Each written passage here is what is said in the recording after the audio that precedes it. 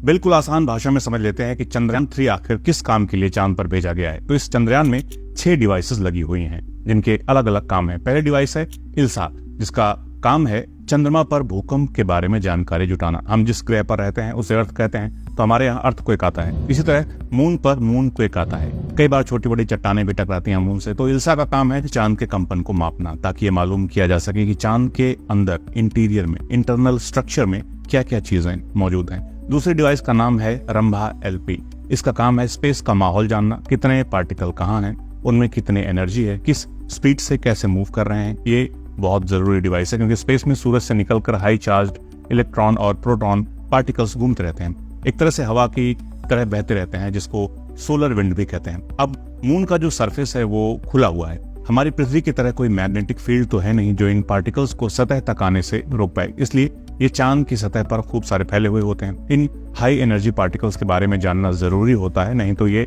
Electronic devices को खराब कर सकते हैं। कोई इंसान बिना पूरी जानकारी और तैयारी के साथ अगर चांद पर जाए तो उस पर भी इन हाई एनर्जी पार्टिकल्स का बुरा असर पड़ सकता है। चांद की जो सतह है उसमें भी बदलाव इन पार्टिकल्स की वजह से होता रहता है। स्पेस का जो वेदर है उसकी जानकारी भी हम इनसे हासिल कर सकते हैं, उसका सटीक अनुमान लगा सकते हैं। तो रंभा एलपी का यही काम है, क्योंकि जितनी बेहतर जानकारी हमारे पास होगी, फ्यूचर स्पेस मिशन उतना ही कामयाब होगा, रिस्क फ्री होगा, क्योंकि हम उतनी ही तैयारी के साथ जाएंगे। अगली डिवाइस है तीसरी डिवाइस, जिसका नाम है चास्टे।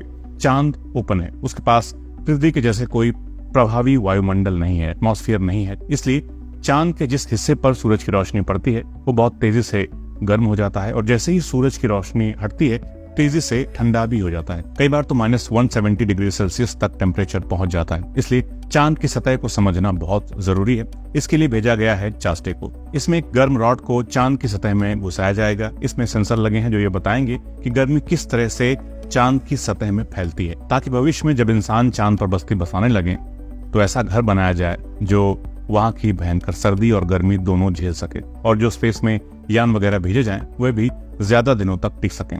और चांद कैसे बना इसकी भी जानकारी चास्टे से हासिल करने की कोशिश साइंटिस्ट्स करेंगे।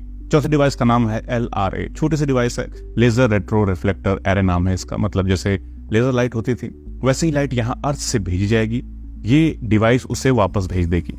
चांद पृथ्वी से कितना दूर है, रोटेशन रेट क्या है, लैंडर किस जगह पर है, इन सब की सटीक जानकारी इस डिवाइस से मिलेगी। बाकी बची 2 डिवाइस लगी हैं प्रज्ञान रोवर में, जो चंद्रयान पर सवार होकर पहुंचा है। ये रोवर चांद पर घूम घूम कर इन दोनों डिवाइस की सहायता से चांद पर मौजूद मिनरल्स और केमिकल्स का पता लगाएगा कि क्या क्या छुपा है चांद के भीतर। तो पहली डिवाइस है APXS। ये जैसे हमारे एक्सरे हम लोग कराते हैं तो हमारे शरीर की स्किन टिश्यू को पार करके हमारी हड्डियों की तस्वीर छप जाती है, कुछ वैसे ही काम है APXS डिवाइस का, लेकिन इसमें इमेज नहीं बनती है। इसे ऐसे समझिए कि आप क्रिकेट की बॉल को सीधी दीवार पर मारेंगे तो वापस आपके पास तुरंत आ जाएगी, लेकिन पानी पर मारेंगे तो वहीं रह जाएगी। किसी ऊबड़ खाबड़ जगह पर अगर फेंकेंगे तो इधर उधर चली जाएगी। इसी तरह APXS डिवाइस से जो रेज किरणें निकलेंगी वो चांद की सतह पर जिस भी चीज को हिट करेंगी उसका रिएक्शन देखकर साइंटिस्ट लोग ये पता लगा लेंगे कि कौन सा पदार्थ मौजूद है चांद पर। रोवर पर लगी दूसरी डिवाइस है LIBS लिप्स। इसका काम है चांद की सतह की किसी टारगेट की गई जगह पर लेजर की मदद से उसको गर्म करना, इतना गर्म करना कि उस जगह पर एक छोटा सा आग का गोला सा बन जाए। हम सब जानते हैं कि सभी एलिमेंट्स का एक यूनिक कलर होता है, वेवलेंथ होती है, जो बहुत गर्म करने के बाद दिखने लगती है। इसे खास कलर से पता चल जाता है कि कौन सा एलिमेंट है जहां लेजर पड़ रहा है। आंखों से नहीं लेकिन डिवाइसेस उसको पकड़ लेती हैं। यही काम लिप्स का भी है। तो ये है वो काम जो चंद्रयान-3 के जरिए किया जाएगा। ज्यादा जानकारी इसरो की वेबसाइट पर मौजूद है। सभी को बधाई, खूब खुशी मनाइए। जिनको न समझ आया हो उनको ये वीडियो भेज दीजिए। कोई सवाल है तो वो ही पूछ लीजिए। ऐसे और वीडियोस देखने हैं तो चैनल को सब्सक्राइब जरूर कर लीजिए। तो जल्द मिलते हैं अगले वीडियो में। नमस्कार।